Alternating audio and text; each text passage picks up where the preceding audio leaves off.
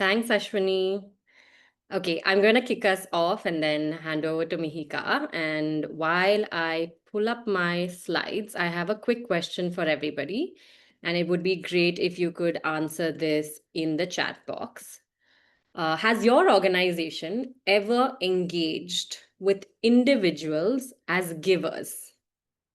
Yes or no? You can put that into the chat box. Has your organization ever engaged individuals as givers? Okay, let's see the responses. Yes, yes, no. Yes, okay, lots of yeses. Yes, yes, yes, yes, yes, yes. Amazing. Okay, great. Thanks so much, everyone. Um, so in the work that Mihika and I do at Giving Tuesday, we have conversations with nonprofits on a daily basis almost. And one of the things that we heard is that retail fundraising is really important. We understand the importance of doing this, but we are facing a lot of challenges. In many cases, we've tried and we've failed. And we heard lots of stories of failures and lots of challenges that nonprofits were facing. And that is the birth story of this session. That's how we decided to design this session. And what we've done is we've incorporated a few challenges we've heard and some potential solutions that we have witnessed organizations around the world effectively using. So just wanted to say that whatever we share today is what we have seen and witnessed other organizations doing. Doesn't mean that these are the only solutions. Everybody in this room is also an expert. You've also tried and tested different things. So let's make this conversation engaging. Please do share in the chat box as well as the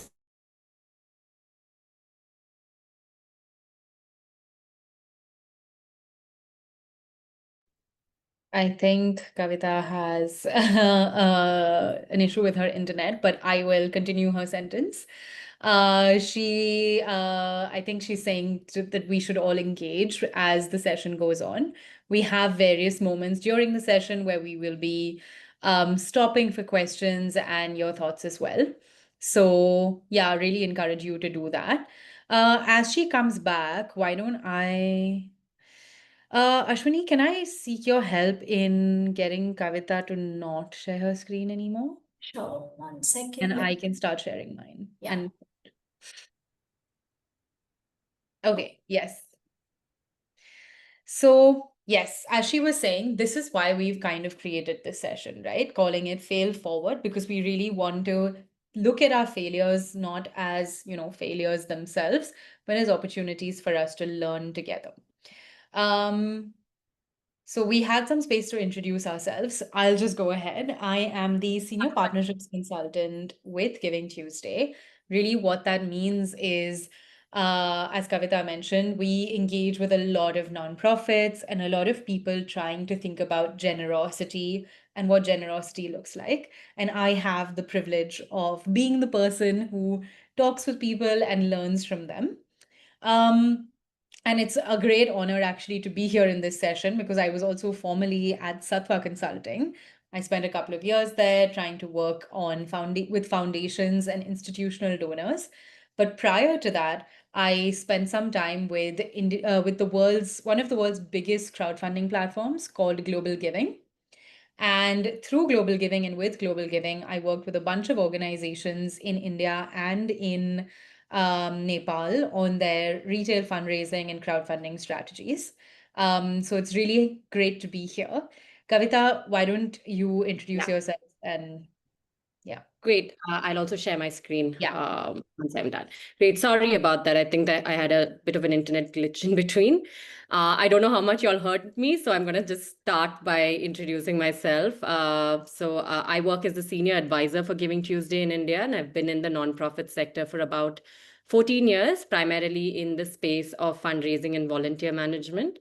And prior to joining Giving Tuesday, which was a little over 3 years ago, I worked with a global crowdfunding platform, the one that Mihika was also a part of. I was their India representative for 6 years. So a lot of what I learned about individual fundraising is also from my time there. But we are also going to be sharing a lot from what we have learned and witnessed organizations around the world that's part of the Giving Tuesday movement do effectively as well with respect to engaging individual givers. Okay, with that, let's talk about what we are going to discuss today. Right? Want to we use this word individual fundraising, we use the word retail fundraising, we use the word crowdfunding. So today we're going to be talking about raising money or other resources from individual donors or individual givers, not CSR, not institutional donors, not the government. What we're going to be talking about is individual fundraising. Just wanted to clarify that before we move ahead. But why is retail fundraising for our organizations important? I'm sure each of you have different reasons why you engage with individual givers in the work that you do. We just wanted to add in a few here. One is, having 10, 50, 100 or 1000 individuals from your community supporting the work that you do actually lends legitimacy to the work that you're doing. It shows the fact that these people have put their trust in your organization and in the cause that you're working towards. And when you're then going out to CSR or an institutional donor, showcasing the fact that so many people have demonstrated their trust in your work is actually a huge benefit.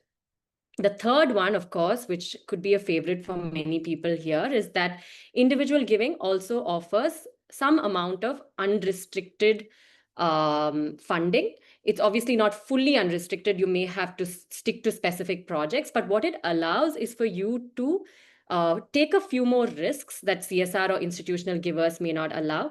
Invest in your organization's capacity, invest in the resilience of your organization so your organization can also grow and become more effective in the work it's doing.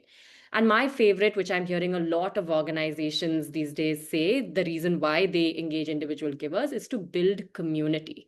And there's two ways in which this happens. One is it builds a community for your organization. It builds a community for the cause that you're working towards because you're bringing together individuals that care about the work that you're doing.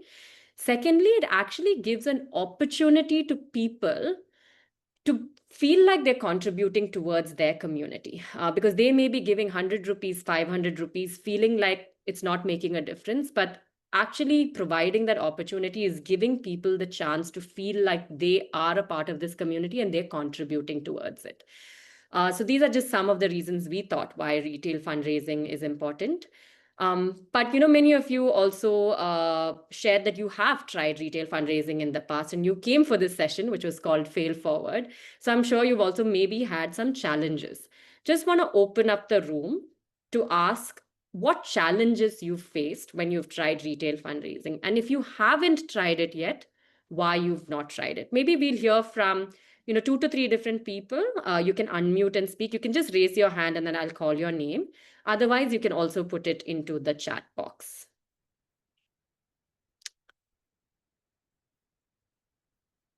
Okay. Anybody wants to share what challenges you've faced when you've tried retail fundraising? There's literally no right or wrong answer here. It's just your experience. Yeah, hi. This is Amol Singh from Habitat for Humanity India. Hi, Amol.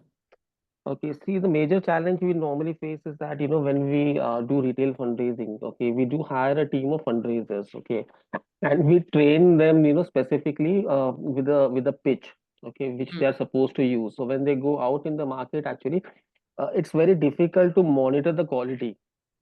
Okay, mm, because they will be meeting, people face to face. And I'm specifically talking about, someone who is working as a fundraiser at an agent level. Okay, for yeah, example, if we do a tie-up with any of the agency, okay, we are not sure, what kind of audit mechanism, they are using to monitor the quality, to monitor the pitch, the agents they are using. And, they are the face of the organization. So in yeah, case if a wrong wrong details are going to the donor actually, or maybe a prospect, they correct. might it might spoil the name of the organization. And sometimes as per my experience while handling one of the agencies, uh, these fundraisers they work on commission basis, and they're very aggressive in terms of getting the funds. Okay, Yeah. so sometimes they just use malpractices to get the fund raised. So Mm, yeah, and I have handled multiple complaints in the past as well. Not with Habitat, but I was associated with another NGO, and that yeah. point of time I've handled good amount of complaints in terms of how aggressively they have Yeah. tried getting the money. So I think that is the major challenge actually. We try to restrict ourselves because the monitoring is not in place. We can't monitor someone who's on the field. Understood. Thanks so much for sharing that, Amol. That's a very interesting challenge that you have presented, and I'm sure a real one. I also see some stuff in the chat box. Someone says one-time giving does not work. No one is willing to stick to recurring giving. I'm guessing that's what RG means. We are learning retail fundraising strategies. Okay. Anyone else wants to share any other challenges you've had? I think, hi, this is Alok, and I have been Hello. into individual giving for almost 9 years now, from New Zealand, UAE, and now in India.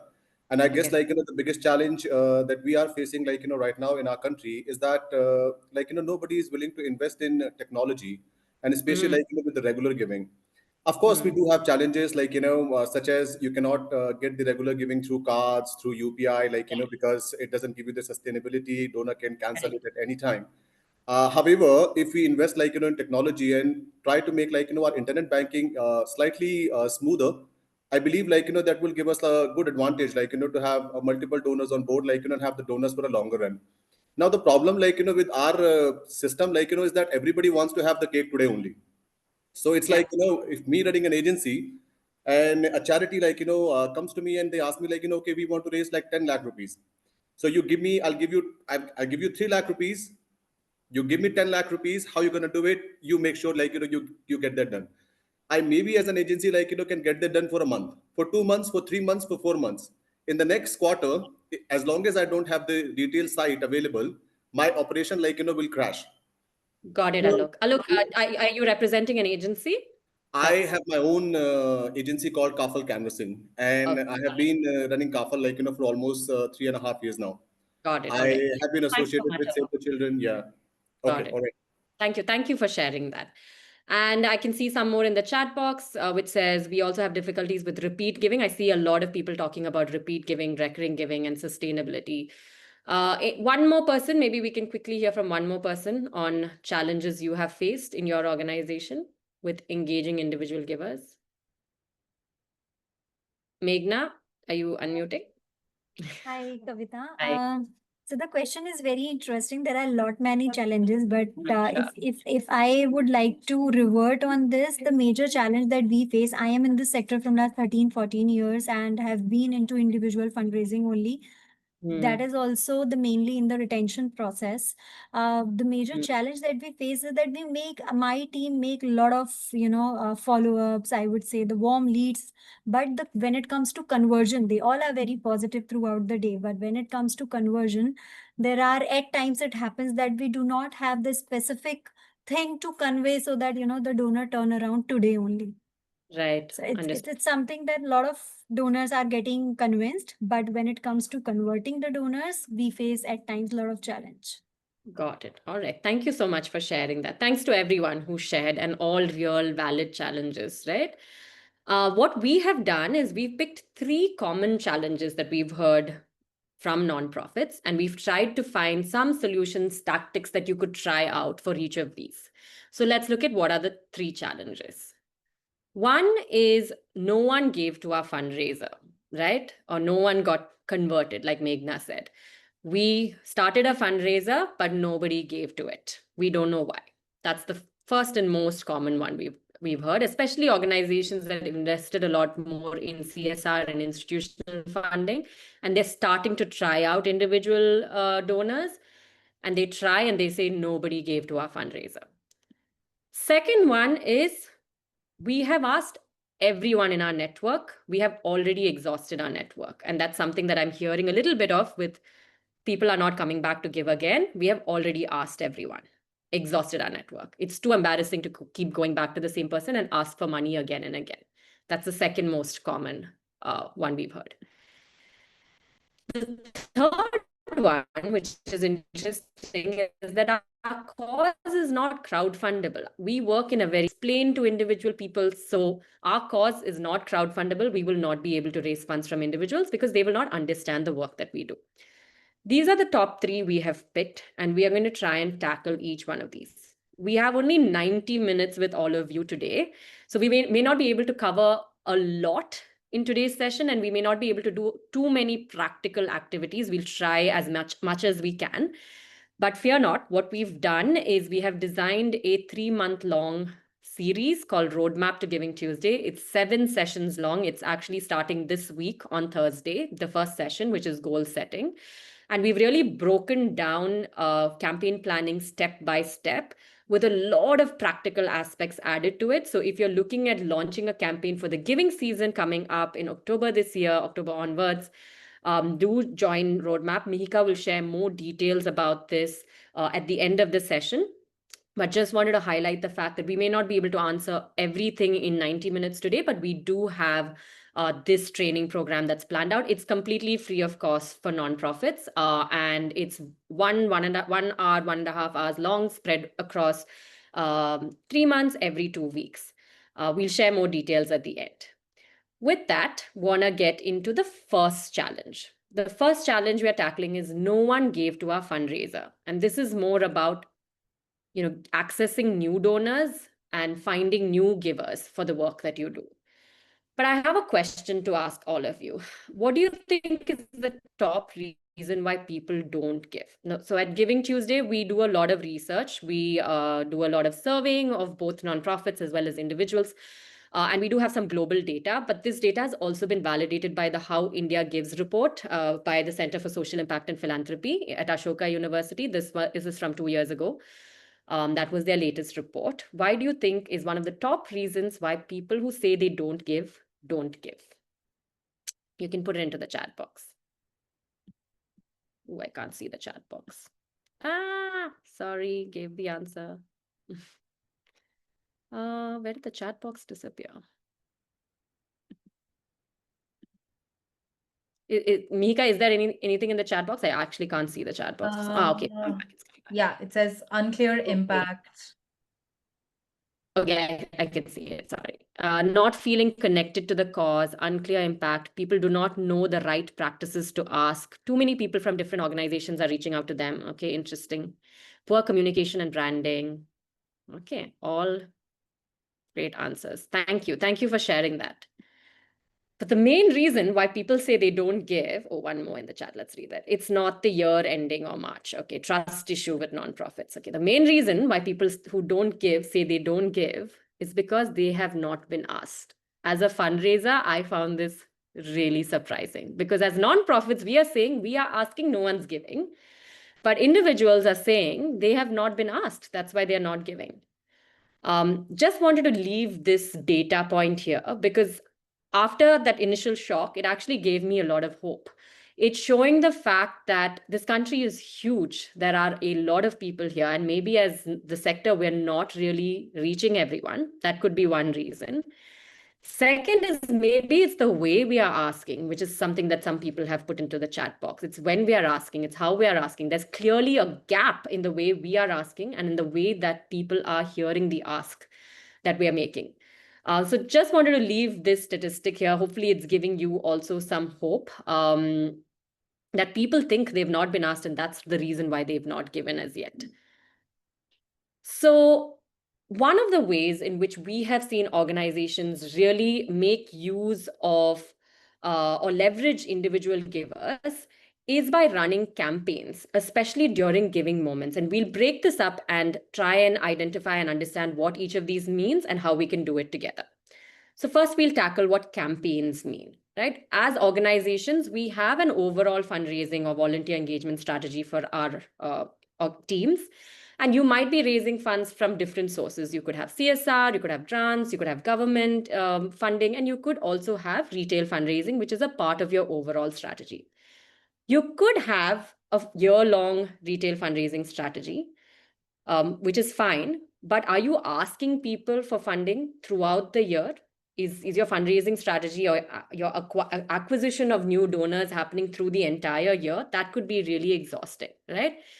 What we've seen organizations doing really well is run campaigns at specific periods of the year with very specific goals. So a campaign means nothing but something that has a very specific goal and it has a start date and an end date. Okay, that's the first thing. But why are campaigns useful for your organization, especially when you're trying to access new givers? One is that it creates a sense of urgency. You see, especially during disasters, there's lots of giving that happens, right?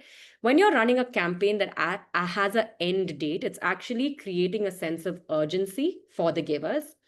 So Meghna, that's to answer your question of why are people not giving? Why, how do we get them to convert? If you're asking through the entire year and you're not really conveying that sense of urgency, even for the person to act, it's hard.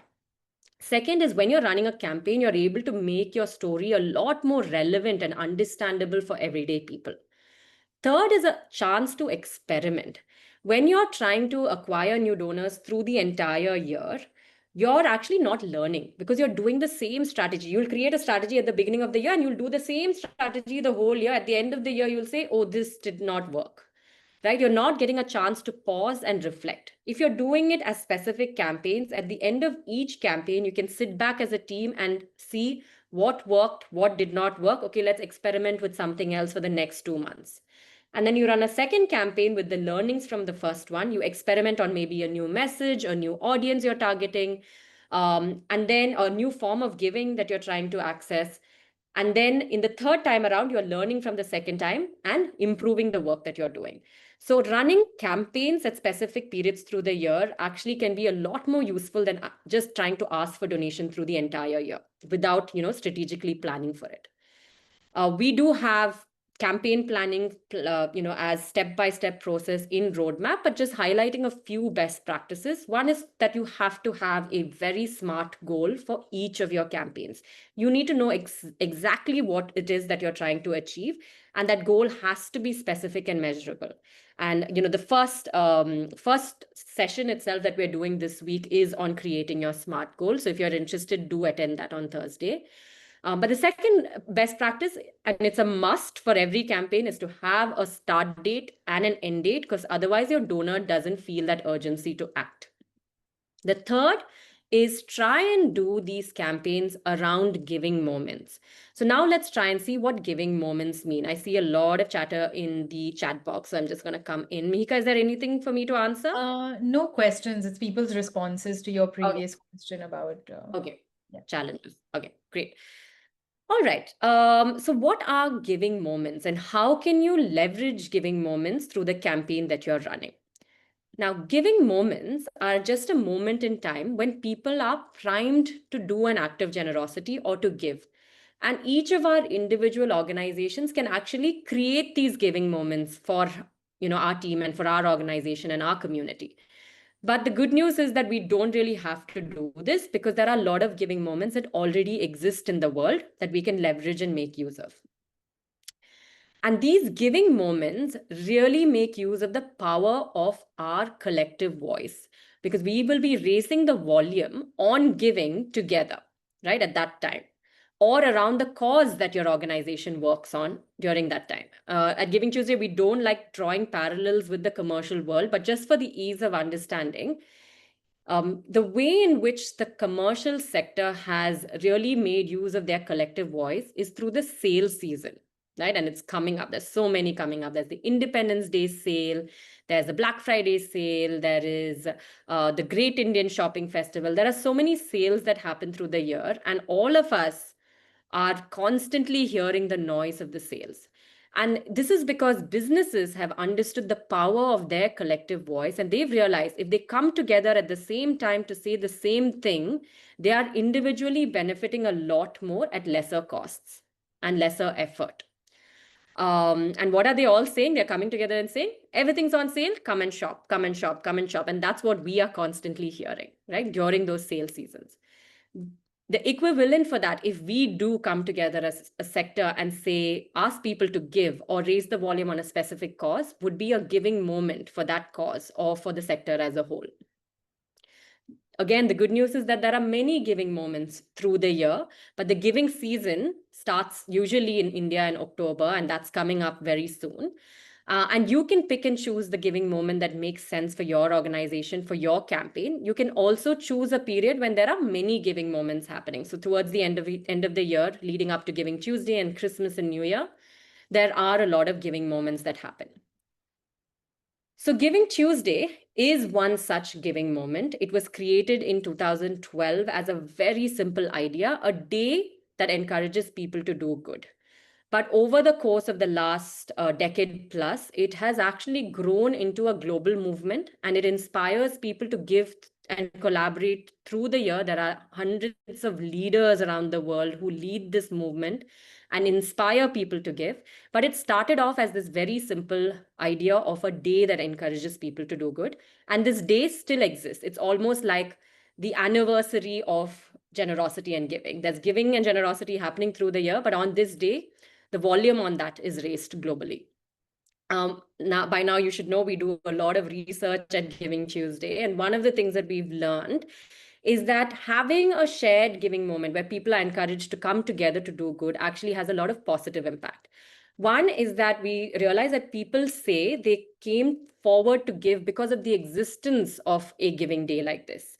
And some people have said that they give on Giving Tuesday or on giving moments like Giving Tuesday because they feel like they are part of a bigger group of people doing good. They might be sitting at home or in their community giving by themselves, but they know, they are aware of the fact that there are hundreds and millions of people doing an act of generosity at the same time. So they feel like they're part of a bigger group doing good. This year, Giving Tuesday is happening on the 2nd of December, and that's the first Tuesday of December. And just want to also highlight the financial impact of having a giving moment. This is data from the US alone, because that's where Giving Tuesday has partnerships with payment gateways and crowdfunding platforms to get access to this data. And last year, on that single day alone, $3.6 billion were raised, all going towards nonprofits.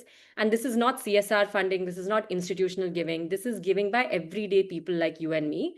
The average donation size was about $148, $150. So it's everyday people giving. And this is just to show you the financial impact that a giving moment can have on the nonprofit sector. Again, this is data from the US alone. There's actual giving happening in over 100 countries around the world. We don't have as much data from other countries as yet as we do in the US. That's why we're sharing this. And also want to share that Giving Tuesday is not a platform. There is no actual transaction happening through Giving Tuesday. It's not a crowdfunding platform. It's an idea. It's just a day. It's a movement. And we have access to this data because of the fact that we have partnerships with crowdfunding platforms and payment gateways that give us this information of how much is raised on that day. Sorry, Mihika, did you want to share something?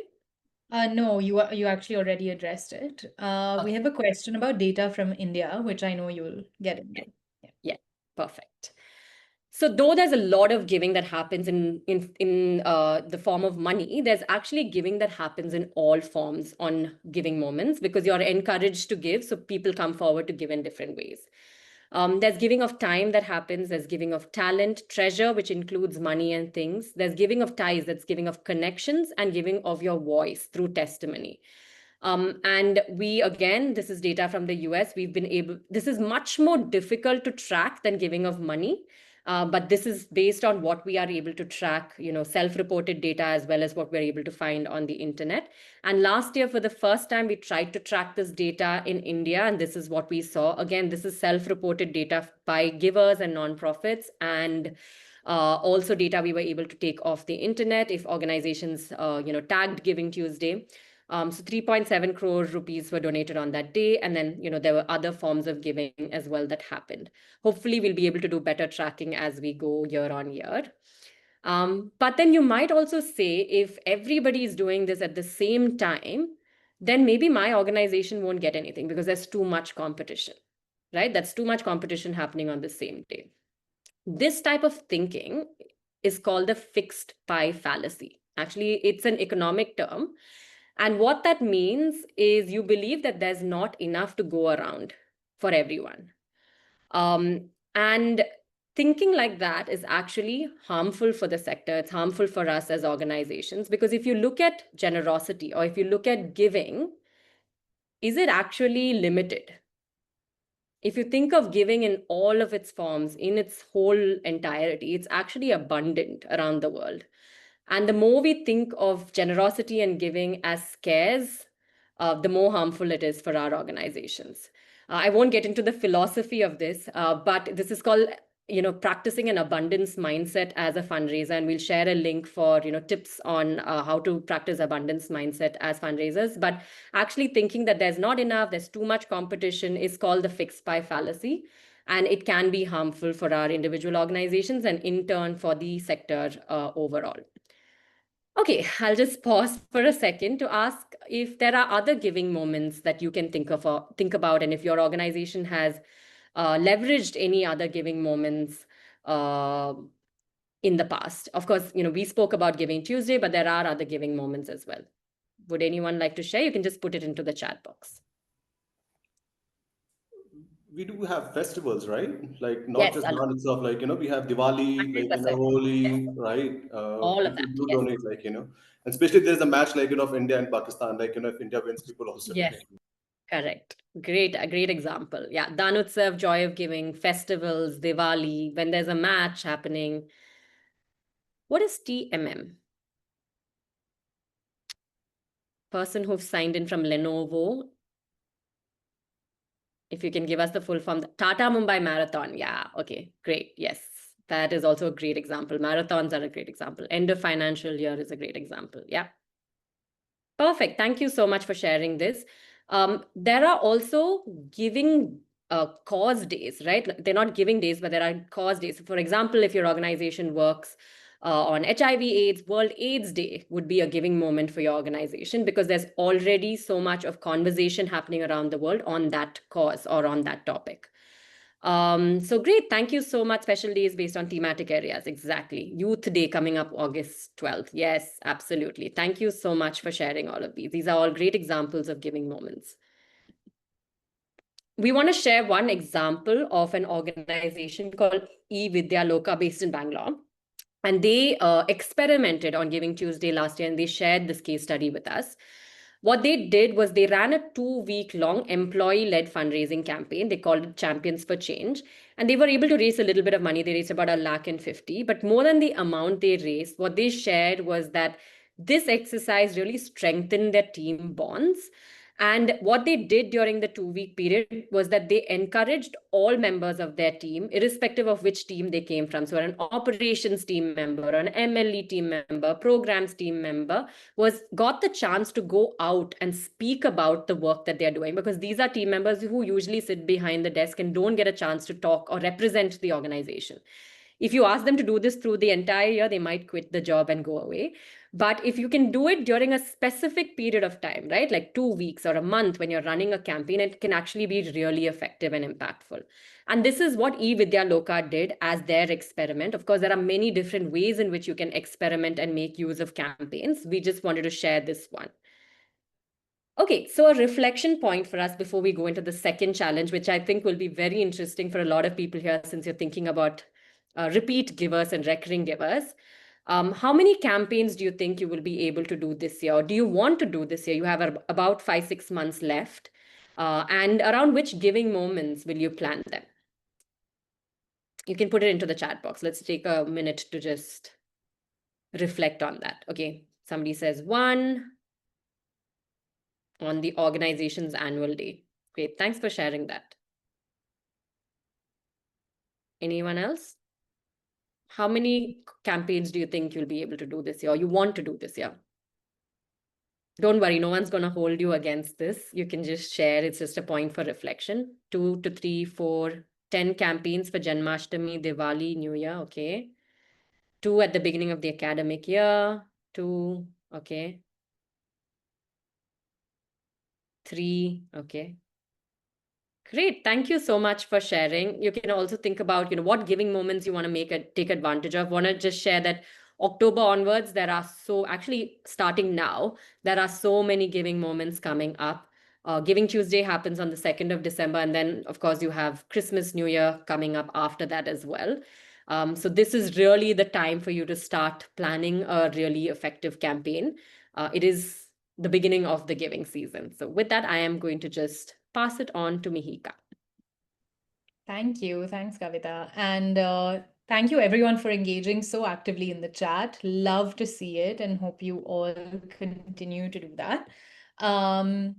Okay, can you see my screen? Yes? Yes. Sorry, yes, we can. Yes. Okay. Sorry. I just wanted to make sure. There's a question. Do people give because others are giving or they are being asked? I mean, what is the most common reason for giving? Great question. Also, sorry, Kavita, I forgot to mention, but Vidya had a question earlier as well, which I said that we would address, and maybe now is a good time, about whether we should ask people to give once or whether we should ask people to give as recurring givers. So the question is, do we ask for monthly or annual? And do we suggest how much people should give? So I'll just stop here and we can address these two questions and then we can move forward. Yeah, that is a great question. And I would say, I mean, I don't think there's a right or wrong answer here. My response would be, Vidya, that it depends on what your organization requires. If I were in your place, I would say asking for monthly giving is definitely the most effective thing to do. You're asking people to come forward as a champion because people do understand that a one-time donation is not going to solve a problem. And monthly donations will also means more sustainability for your organization and less effort for you to keep going back and asking again and again. So if I were you, I would definitely use one of my campaigns at least to do a monthly giving campaign. I would run the entire campaign with the goal of I'm going to get as many monthly giving givers as possible. So that would be my answer to that question. Mika, not sure if you have anything, any different. No, I completely agree.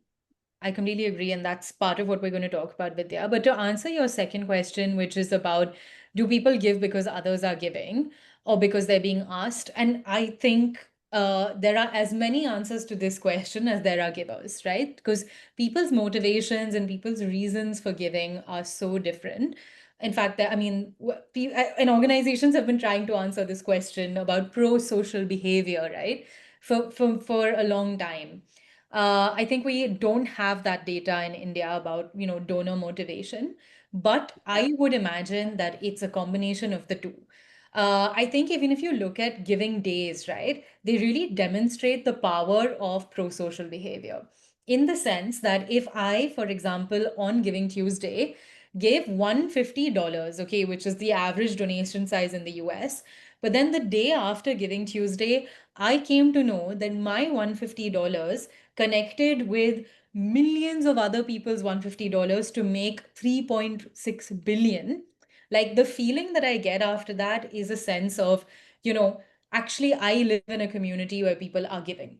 And that what makes me want to give more. It reinforces my belief in the power of giving.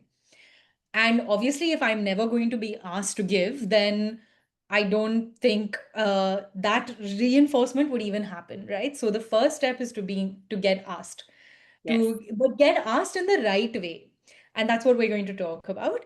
But the second one is to reinforce that behavior by connecting it with other people, if that makes sense. Yeah. I Kavita? just wanted to share that recently during one of these sessions, one organization said that their motto is no one ever gave without asking. So if you don't ask, you're not going to get. So I think asking is extremely important. And you saw one of the top reasons why people say they don't give is because they were not asked. So I think asking is 100% the most important piece. Yeah, and we're going to Just talk about. one Sorry, more go ahead. thought. Is the cause important? Like somebody might empathize with children, somebody might empathize with old people. Great question, Vidya. We actually have a session in this workshop. We will be helping you think about how to talk to your donor, regardless of the cost. Okay, so I love it when this Okay, happens. Your thanks. questions are leading us to the next section of the workshop. So I'm just going to go ahead into that, and hopefully you'll get a little more clarity. We'll again stop for your questions after this section. Okay. So often we heard from all of you as well, right? Which is we have exhausted our network. Maybe a different way of thinking about that is people are not giving again. Another question for all of you, and again, this is not meant to be a trick question or anything, so just respond however you think is right. There's no right answer. Why do you think people don't give again? Why do you think people are not converting to recurring givers for your cause? I think it's You can just because of share the in the chat. it's because of the donor surveys actually. In case if we do not share updates on the impact which has been created, in case if we do not share the receipts and the updates, Sure. we'll just simply So, lose out on those donors.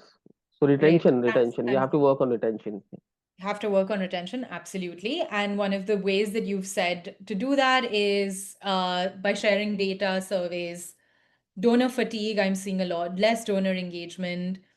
No, not saying thank you. Bad donor servicing. Yeah, absolutely, exactly. So research and data from Giving Tuesday shows that they don't feel appreciated, right? So one of the biggest things to remember is that in retail fundraising, your donor is a person just like you and me, right? They are individuals. And what they want to feel like is they want to feel connected to what you're doing. They want to feel like they're contributing to something bigger. And they want to feel like that contribution is being valued, whether it's 5 rupees or, how much ever the amount is. They want to feel like whatever my contribution to this cause is, I feel appreciated and I feel valued for that contribution, right? And this again addresses a common problem that we see in marketing as well, but I'm just applying it to retail fundraising, which is the leaky bucket problem. What often organizations are working on in their retail fundraising strategy is the acquisition of new donors. And we haven't heard this today yet, but we often hear that the cost of acquisition is too high, right, for retail fundraising, that it's too resource intensive to keep getting new donors. But the reason that that is so high is because you have leaks in your bucket, right? Because constantly you're working on getting new donors, but your existing donors are just being left without any kind of donor stewardship strategy, where they are now not giving to you again. So, net, your bucket has remained the same amount, where you constantly lose donors, even though you might be gaining new donors every time, right?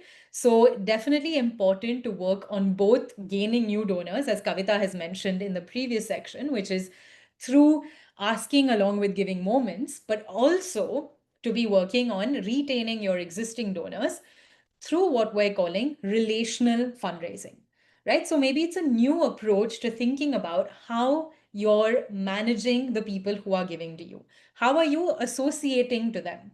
Are you associating them with just as transactionally, right? Or are you trying to build relationships with them? And relational fundraising simply is a focus on relationship building and very specifically seeing your donors as not just financial supporters, right? Thinking about a journey for your donors from a one time financial supporter to a potential advocate and ambassador and collaborator for your cause, right? So, how do you plan that journey and what does that journey look like? How do you focus on that journey? And even maybe think of a goal for one of your campaigns is as part of this journey. Now, I won't go into all of these, but just to show you the difference between transactional and relational, right? So, transactional is a kind of one size fits all policy towards my donor, where all I'm doing is sharing in ATG receipt, and all I'm doing is making an ask every time I have a campaign. Whereas a relational approach might be a little more personal and donor centric, right? Even if it just means asking, how would you like to be involved rather than saying, we need your funds today? Even a simple shift in the way you're approaching your donor can make a difference.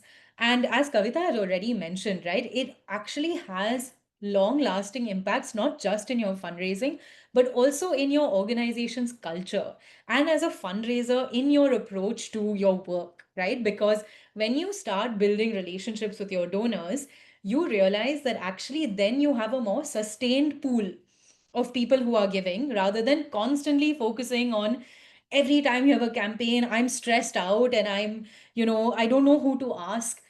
Rather, you already know and you have a generative approach where people you already know are giving, and now you can focus on new ways. Again, we obviously will not be able to, we would love to do a whole 2.5 hours on donor management, right? So we're going to share some best practices. Again, there is a specific session in Roadmap in the series on this. So we hope you'll join us for that. But some very simple practices you can start doing today is a personalized thank you note, right? Again, I will mention an ATG receipt is your tax compliance, it's your regulatory requirement. It is not making your donor feel thanked or appreciated.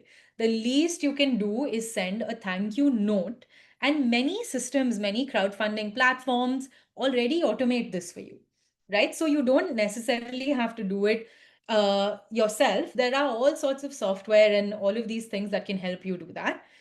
The second one is an email every 3 to 6 months, but with community updates, right? And storytelling is the best way to communicate with your retail donor. I know that we all have different ways of communicating with different donors. And for your institutional donors, they will need an audit report, an expenditure report, and all sorts of data about how you are using the money. Your retail donor is a much simpler donor stewardship practice where all you need to do is connect with them on a human level to share stories which already exist in your community, right? All the work you're already doing is full of stories and full of people. So instead of, saying, here's an update from our organization about how much money was spent, imagine telling me a story of one person in your community who's benefited from the work. And imagine the emotional difference that I will feel from that email as opposed to a dry, data filled update. And the final one, and this is very important, your donor is not just an ATM, right? So often what we think is, I will do a campaign and the only thing I will communicate to a donor is give me money, give me money. And every time I'll give the same message. How do you think they feel? And imagine if you had a friend, for example, if Ashwini had a friend where the only time that friend calls Ashwini is to say, can I have money? How would you feel about that person, right? The next time you see their call, you're not likely to pick up. So think about your donor and how you're building a relationship with them and how you can think of them more as just fun, don't givers of money, right? I would love to hear from all of you, right? Because so many of you have said that you've done some form of retail fundraising before. What are your practices? And we would love to know as a community what we can learn together. Have you tried something? Has it worked or not worked?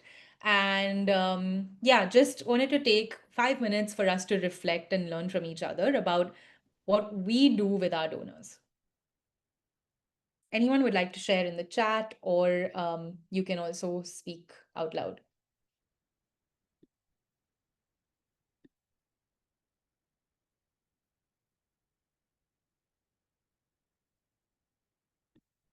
Have you tried anything different or interesting, or is it making you think about what you're doing now and how you can change your practices?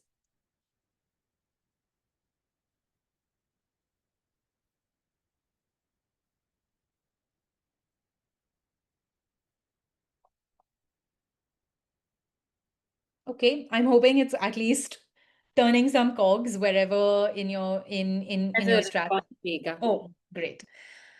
We share the importance of their donation, tell them how the money is being spent and impact. Amazing. I really like the first part of what you said, right? Which we share the importance of their donation. I think that's so important because no matter how much I'm giving, I am telling you that I care about what you do. And that's such a powerful thing. We send thank you letter, brochures, case stories. Love that. Thank you so much. Case stories is a great way to connect. I share reports and a story, photos that have a story. Lovely.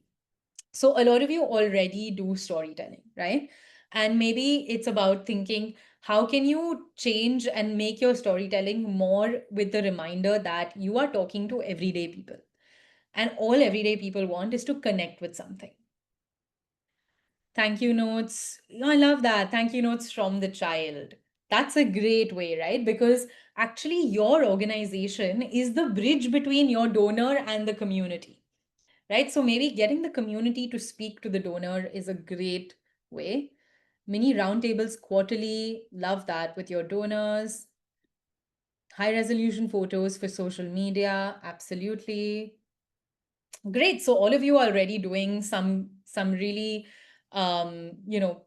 creative and new ways to connect with your donor. I'm sure we'll all have something to learn from that. Okay. So now I want you to consider just a different way or an approach to your network, right? Often what we hear from organizations as a challenge is or often organizations do retail fundraising and they feel that, that there's a crowd just sitting somewhere waiting to give to my cause. That when you do a crowdfunding campaign, that there will be some crowd somewhere out there who's going to give to your cause. And I'm here to say, unfortunately, that is not true, right? But there are some ways for you to think about your network, the people who are already around you, differently, and help. And it's about kind of getting your crowd to work for you rather than constantly trying to find the new crowd that exists. Okay. And a great way to do this is to do something called network mapping. And I will just introduce the idea to you. Again, we'll work on it in the roadmap workshop.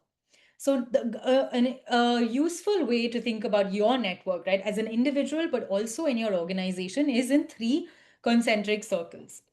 The first circle, if I'm in the middle, is my primary network, right? It's my primary circle.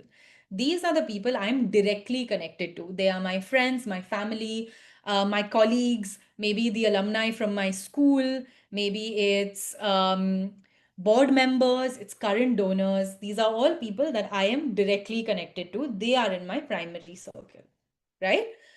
Now, those people are the ones that you can start your network mapping with. The second circle is your secondary circle, which is the people who are connected directly to your primary circle, right? So these are your friends of friends. These are the colleagues of your family. Maybe your family works, maybe someone in your family works in an organization who has a number of colleagues. That is the secondary network. It's your board members network, right? Your board member could be an influential person. They have their own network. So it's starting to think differently about your network, right? So maybe you only have a finite number of people in your primary circle. But the moment you're opening it up to your secondary circle, you start being able to make more connections, right? You realize that actually through my primary circle, I can reach many more people. And this becomes even bigger and even broader when you do it, when you start mapping your tertiary circle, right? These are people maybe you don't have direct contact with. I've written examples here like Instagram influencers, community figures, foundations, diaspora networks, right? Businesses, friends of friends of friends. You don't know them directly, but maybe you think there's some way from within your network you can reach them, right? So intentionally mapping them, intentionally doing a network map and actually identifying who is in your network is a great way to start thinking now differently about who we can access, right? Because donors are everywhere. Anyone you know can be a potential donor. It's important to remember maybe they might not be a donor of funds, right? And that's totally okay. There are so many things that every individual has to offer. And when you're mapping your network, it's important to think not just can they give money, but to think what can they give and how can they show up that can help me eventually lead to my goal, right? So maybe someone can't give money, but they have time and they have the time to help you think about a different strategy, or they have a special talent, right, that they can offer to your campaign. Ties is a great one. Connections, right? Identify potential people in your network who can be ambassadors, who have their own connections, who have their own community. Or even if it's just sharing a story about your organization on social media or on LinkedIn or any other place by giving voice, there are so many ways that people can give, right? And the moment you start reimagining the potential of your community, you can start moving away as well from that scarcity thinking, which is leading you to feel like, oh, I don't know that many people, and whoever I know does not have money, so I don't think I can ask them. If that's ever a challenge that you have faced, again, data that Giving Tuesday has and has seen over the past few years shows us that people want multiple ways to connect with causes, right? They don't only want to have one way to connect. You can see in this chart that giving of only money is the smallest group. In fact, people have give money or give other things. So it's also on us, right, in our network to see how people who have given in other ways, maybe someone has volunteered for your cause, how can they be a gateway to more donations? Maybe someone has given money. How can they be a gateway to a different kind of donor journey? Right? And that's what donor stewardship in a relational way looks like, where you really understand who your donors are, who your network is, and how to leverage them. And the only way to increase your current network, right, is within your network. It's through your existing network. Someone initially in the call talked about the challenges of using agencies, of using fundraising advocates, and you don't really know the quality. Now, I'm not very familiar with using agencies, so I'm not going to speak to that as a strategy. But if you really nurture a fundraising advocate, right, someone from within your community who's already given to you, if you identify them as an ambassador and spend the time to involve them actively in your work, it's likely that they have a story and they will use their own inspiration and own story to try and increase your donor base, right? Another thing to say is don't engage all your fundraising advocates in one campaign. The reason you are doing campaigns is because you can experiment and try new things. So use that as a strategy as well. Try and engage a few advocates or one or two advocates in your first campaign. See how it goes. See what you've learned from them. Ask them for feedback, right? Ask them for what you could have done better and then move forward. Now, the second question, again, it's a reflection because there's so much expertise in this room already, right? How do you meet your donors where they are? And a different way of asking this question is, have you tried asking in different ways? Have you tried have you tried fundraising ambassadors? Have you tried, using champions? And how did that go for you? Yeah, we would love to know, your experience in doing this so we can all learn together.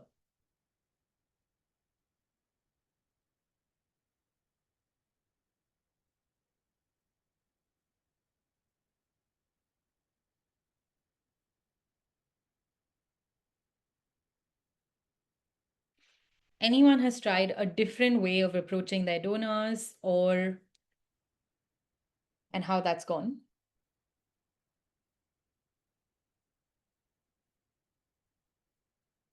Street fundraisers, malls, airports. Great. And can you share a little more, Alok, about, what the approach is and how people respond in that kind of fundraising? Well, Like, do I you guess it depends. If you're working on streets, you will have what do we call that? I mean, like, it's good for regular giving because if people can give you a small donations, but then when you move to the airport, your donation size automatically increases. People give you a lot because if somebody is flying, of course they can afford a higher donation too.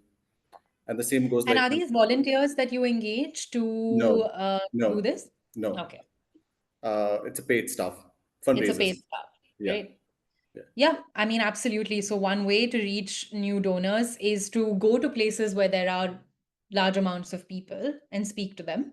But if you don't have the ability to do that, right? If you don't have the ability to pay for fundraisers, um, how else are you thinking about your network and its potential? Anyone else who has an experience they would like to share?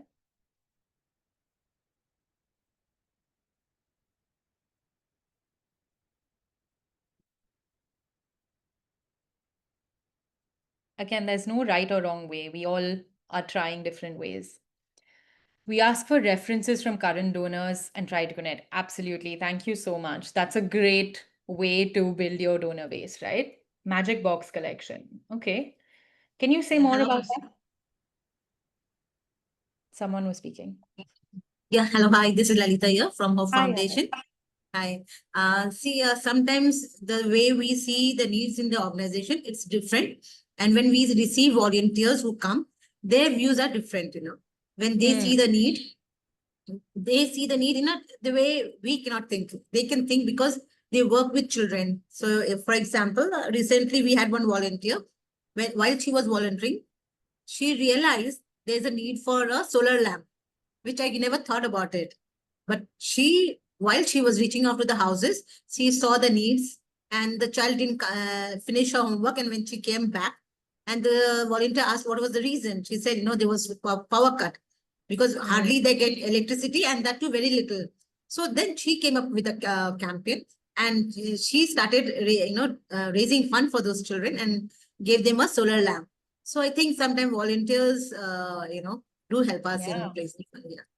Absolutely, Lalita. Thank you so much for sharing that. I mean, I think volunteers are such a beautiful way to engage people in your work, right? Because people have so much skill and talent, and absolutely a new lens to your own work where you get to learn from a volunteer so much, as well as, they get to feel connected to a cause. Yeah. Thank you. Thank you. Chapters from our HNI and trying to create groups and ask them to raise funds. Great. Absolutely. Right. So your network maybe has a lot of high net worth individuals. And then how can you create one way that we call this in the Giving Tuesday world is a giving circle. So how do you create circles and chapters of people where they can give together and really connect over that? Amazing. Thank you so much for sharing, everyone. Okay, now we're going to move into the final segment of our workshop, which is my cause is not crowdfundable, right? So again, we had that question earlier, and this is what we hear often from organizations who maybe don't work in education, they don't work in health, maybe they work in something that they feel is not easy to explain to people or that people might not easily understand. Maybe it's research, gender rights. There's a lot of child rights work that we've heard in the past where people feel like, I'm not able to explain my cause to anyone, and therefore I'm not going to do crowdfunding. And actually, we are going to all work on an activity together now in the last segment. But to say that a compelling campaign narrative, right, can inspire support for any cause. Kavita and I and Giving Tuesday firmly believe exactly every cause is fundable. Thank you, Alok. There is no cause that is not crowdfundable. And in fact, every cause requires people, right? It's important for people and communities to be involved in all the various causes that we are all working on. So, a question for all of you, please just share in the chat. Of these two scenarios, which do you think is better, A or B? B. Yes, absolutely. B. It's a very easy question.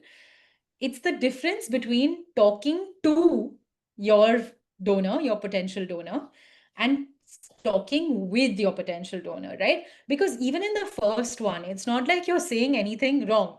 You are saying, our campaign is amazing, you will love it, please give, right? And often what I've seen, and I've made this mistake as well during when I was fundraising, which is that because I am so passionate about the thing that I'm working on and I truly believe in the cause that I'm working on, that doesn't mean every single person I speak to also feels that way. It's on me to try and connect with every single person, right? To connect with the people and build communities on towards my cause. Again, I want to say that even if you had all the money, right? If some magical angel said, I will give you all the money that you need to solve your problem, you would not be able to solve your problem with just money. In fact, you need people, right? You need people to shift their minds, to come together, to shift their approach and their perspective on something, to really learn about something new, to get involved in your cause, to be able to really change or see the change that you want to see or your organization is working on. But we have to recognize that the way that we communicate to the world and the way the world is communicating has changed, right? So the old systems of long reports, of data driven, impact reports of 10, 15 pages, they do not work anymore, especially for your retail donor. Again, I'm only talking about your retail donor, okay? This might be true for your institutional donor, for your CSR donor. That is not what we are talking about now. We are talking about everyday people. And if we need to be absolutely clear with what we are asking, we need to be crisp. And just think about your own practices on social media and in with relation to anything now, right? People don't have the time or they don't spend that much time going deeply into things. We need to communicate what we want very clearly and very in a very crisp manner, but also in a conversational manner, which involves people. And what we are going to work on today together is a cheat code, right? On how to make that happen, how to create your campaign narrative, which is the story that you are going to tell about your campaign in 3 simple statements. The first statement is a belief statement.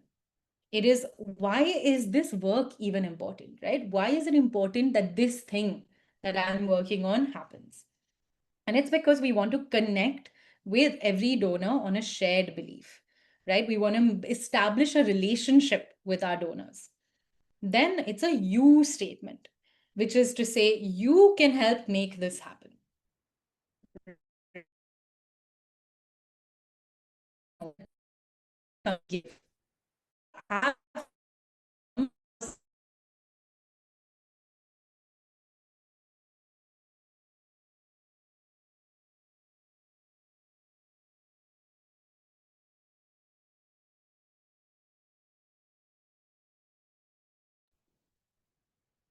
Ashwini, is Yeah, Mehika's I'm Mehika stuck? unable to hear as well. Yeah.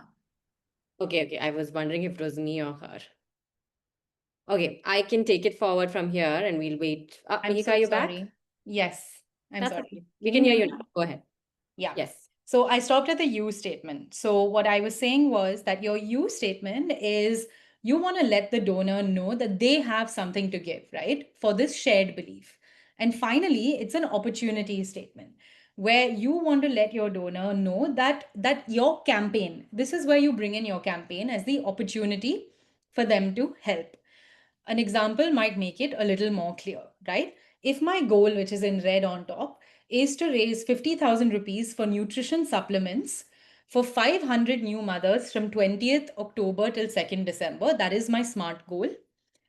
My belief statement will be, we believe that no mother should have to choose between feeding herself and her baby. Now, just let that sit for a second. That's a really powerful belief statement, right? And it's unlikely that anyone who hears this statement will say, no, I do not think this should happen. And that's the beauty of a powerful belief statement. It makes any cause crowdfundable because it helps you connect with your donor on a shared belief. The second is a you statement. You can help ensure that no mother has to make this choice, right? It makes me feel like, wow, there's something that I can contribute to, ensuring mothers are fed. And finally, you say that just rupees 1,000, right? That's the opportunity that your campaign is providing. Just rupees 1,000 can support one mother and child for 1 month. How many will you support? Now, that's also really important because you're giving the donor an opportunity to come into conversation with you to say, oh, actually, I can only support one. Or maybe they can support 5. Or maybe they even say, look, I don't have money, but here's something else I can give. Right? So, in ending it with that opportunity is important. Another example about volunteering, right? If I wanted to engage 100 volunteers to give 2 hours of their time for an educational initiative, I would say we believe that all children in India, regardless of where they are, should have access to quality education. That education is a right for all children, regardless of where they are, right? That's another way of saying that belief. Again, it's unlikely you will encounter anyone who says, no, I don't think we should do this. then you are saying your knowledge and time can actually make a difference, right? That you're letting the donor know that they have something to give, and it's not money, it's actually their knowledge and time. And finally, you're saying just 2 hours per week can make this happen. Are you with us? Right? So you're giving them you're giving them a clear and specific opportunity for how they can support.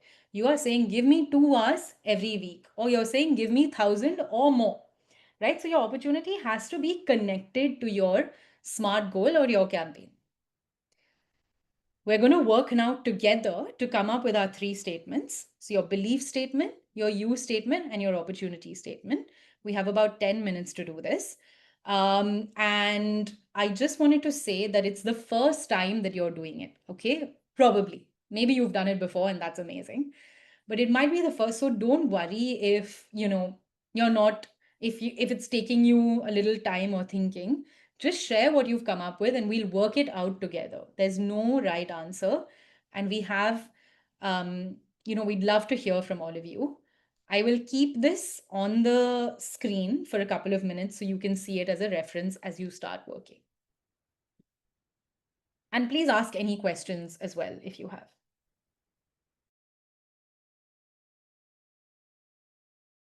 Whenever you're ready, please do share in the chat box. Even if it's just the belief statement, you can also share only that.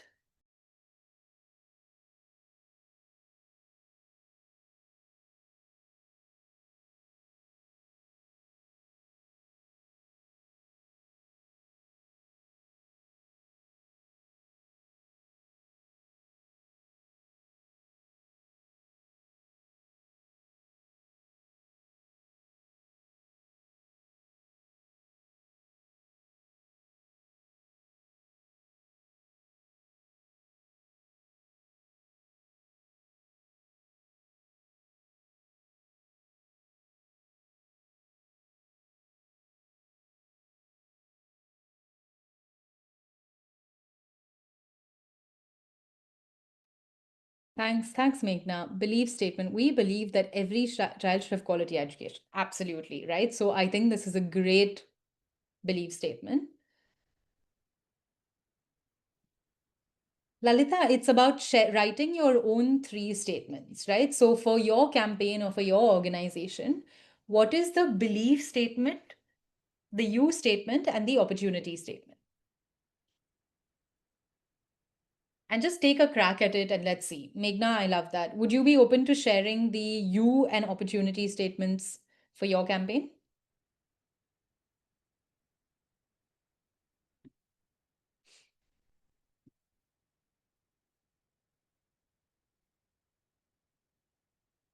I also just wanted to share that for some organizations, if you're working on multiple causes, it might be difficult to write a you state, like the belief statements for the organization overall. So like Mihika shared, pick one campaign that you want to run and make the statement about that.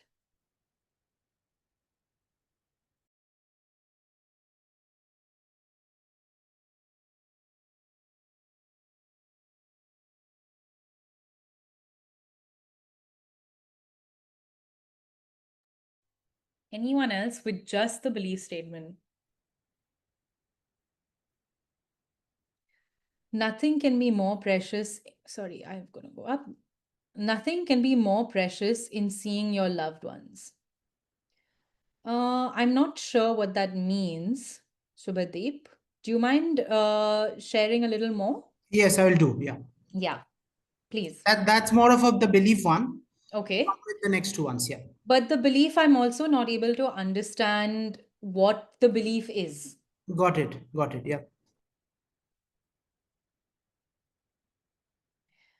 We believe that access to nutritious meals is a basic right for every child. 100%, right? I mean, when I hear that statement, I would also say, yes, I also believe that.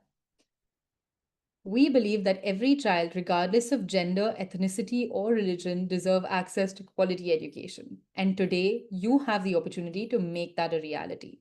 Okay?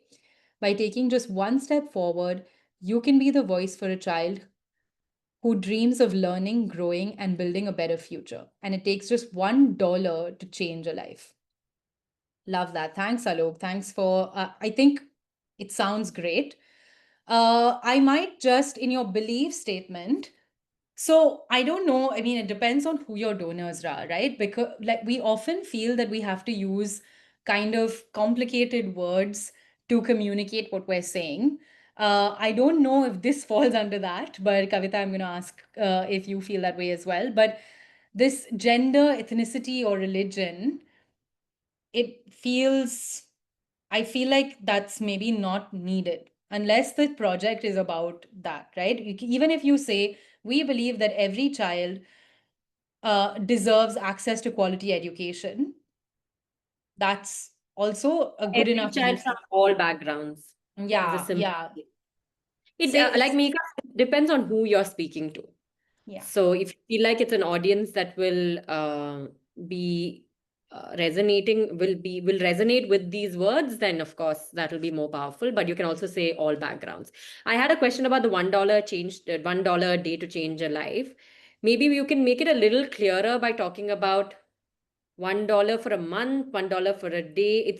That piece is not coming out clear to me as a giver. Is I would think, what is that $1 going to do? Is that $1 going to It's give that it's it's child? like $1 a day, which makes it $30 a month.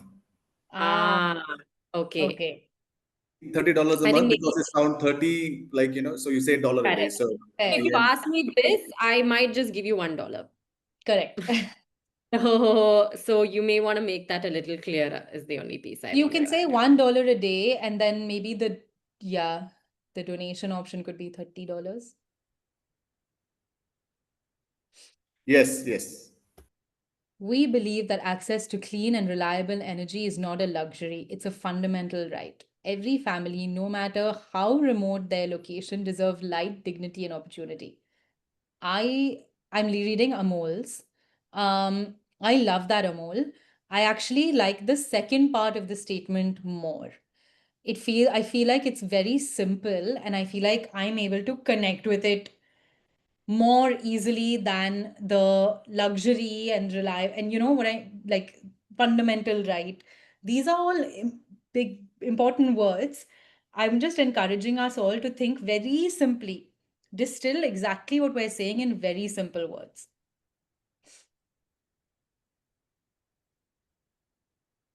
Education, fundamental right. Okay, wow, we have so many. Kavita, do you want to pick one? Yeah, I'm also reading. I'm Yeah. just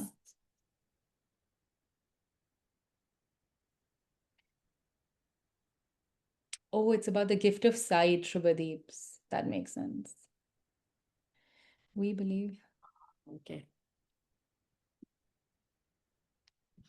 Every child deserves a fair chance at education. I think I think, Lalita's is an interesting one.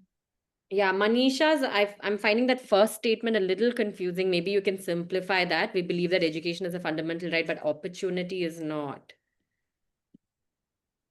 It sounds like you're saying opportunity is not a fundamental right. Fundamental right. Yeah. Maybe you can simplify that. And Lalita, I think this is great because often organizations that I've seen, and I've done this as well, try and talk a lot about like what the challenges are, right? Aadhaar documents, which should not block them to achieve their dreams. I think maybe there's a way to combine the two, which is Aadhaar documents should not block a migrant child's, or like not having Aadhaar documents should not be the barrier to a migrant child going to school or something like that, right? Which makes me feel, instantly connected to that because in my world, maybe getting an Aadhaar document is easy. And so I'm trying to like it makes me feel like, oh, it's that thing that is blocking a migrant child from accessing school. Normally, these migrants are from Bangladesh Yes, or yes, from I Pakistan, understand. so they're Yeah, the one. absolutely. So I think maybe just collapsing that into one statement. Okay, Yeah. lovely. I Thank think you. Excellent. I Thanks. think that's a really, really powerful one because actually now getting Aadhaar technology wise is easy. So people will be able to relate to that also, that not having an Aadhaar should not be coming in the way of a child Yeah, getting education. But I 100%. understand your point. Yeah. Wow. I mean, there's so many in here. I've just Yeah, been going, I love it. putting emoticons as well and reading. But I just wanted to also say, something that Mihika has been saying again and again is to just simplify the language as much as possible. You can practice by actually going and sharing this in your house to your partner, your spouse, your sister, sibling, brother, and see if they are able to understand what you're saying. Because I think that's the best test, is to see if somebody in your family or your friends' networks is able to understand the statements you're making. And also, if your organization allows for using AI, I would say you can easily simplify these statements by putting it on ChatGPT if you're allowed to use it, and say, ChatGPT, please make this into a sentence that can be understood by an everyday person in India. You don't have to even use your brain to do that, because you're coming up with the main statement. It can simplify it for you. That is if your Yeah, organization allows for it, of course. Um, so yeah, just wanted to add that there's so many interesting ones coming 100%. in. And there's all these tools, right, that can help us do this. Okay, so thank you all so much for sharing. I think all of you are definitely getting it. Couple of things to say is that when we say statement, we mean one line. And those three statements, right, your belief statement, you and opportunity statement, then become the foundation, like the building blocks of all the communication you are going to do related to your campaign, right? Because your campaign is a specific time period and it's for a specific goal, your communication for that should not be our organization does this and we also do this and we also do this. Your communication should be these three statements and building on those, right? So when you're making a social media post, maybe it can be about maybe it can be a combination of these. When you're creating your fundraising page, use these to make the three paragraphs, right? What is our belief? What can you do, and what's the opportunity?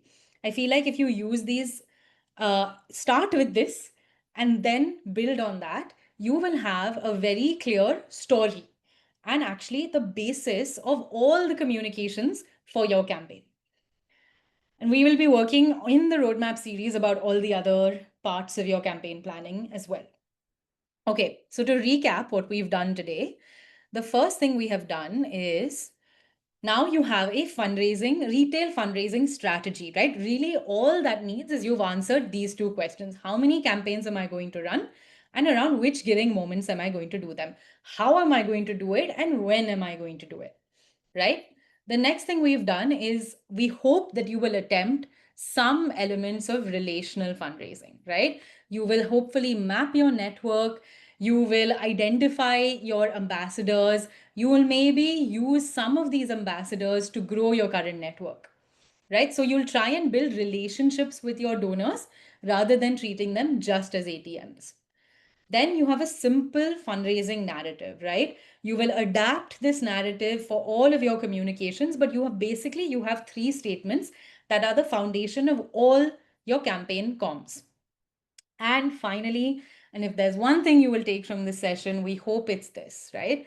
To have a learning mindset towards retail fundraising, to try something new this one time, do a campaign, do it around a giving moment, and try some new way of approaching your donors.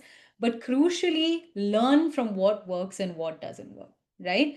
Have that mindset of retail fundraising is also a learning journey, and I want to learn about, there's no one way to do it. For every single person and organization in this room, their network will look different, and therefore their approach and their strategy will look different.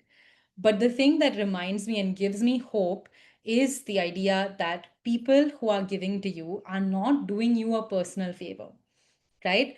You, as an organization, are actually providing the opportunity for people to show up for something they care about. There are millions of people out there who want to do good. I believe in, and Giving Tuesday is testament to the fact that people want to be generous. And by presenting your organization as the opportunity for them to show up for something, you are actually doing them a service, right? You're not taking a favor, you are actually giving them a chance to show up. So we hope that you go out there with confidence, with an abundance mindset and a learning attitude, and really try a retail fundraising campaign